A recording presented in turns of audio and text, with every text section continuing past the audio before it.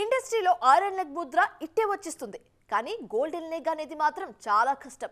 దానికి టాలెంట్ తో పాటు అదృష్టం కూడా ఉండాలి. ఈ రెండు తనకున్నాయంటున్నారు రష్మిక మందన. ఆల్రెడీ టాలీవుడ్ లో చేసిన మ్యాజికే ఇప్పుడు బాలీవుడ్ లోనూ చేస్తున్నారు. తాజాగా విడుదలైన చావాతో అమ్మడి రేంజ్ మరింత పెరిగిపోయింది. అదృష్టం అలా ఉంది, మరి ఏం చేస్తాం.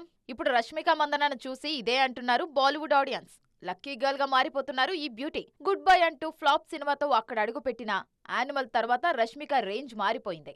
నేషనల్ క్రష్ అయిపోయారు. తాజాగా చావాతో అమ్మడి స్థాయి మరింత పెరిగింది. బాలీవుడ్ లో పాగా వెయ్యాలంటే గ్లామర్ షో చెయ్యాలి. ఇంటిమేట్ సీన్స్ లో ఇబ్బంది పడకూడదు.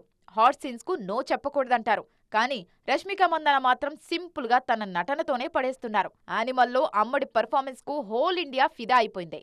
ఇక శ్రీవల్లిగా పుష్ప 2లో రష్మిక నటన అద్భుతం అంతే. విక్కీ కౌశల్ హీరోగా నటించిన చావాలోను మహారాణి యేసుబాయిగా అద్భుతమైన నటనతో మాయ చేశారు రష్మిక.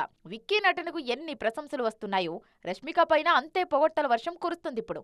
తెలుగులో కూడా చలో, గీతా గోవిందం, సరిలేరు నీకెవరు, భీష్మ లాంటి విజయాలతో లక్కీ గర్ల్ అయిపోయారు. బాలీవుడ్ లోనూ ఇదే చేస్తున్నారు ఇప్పుడు.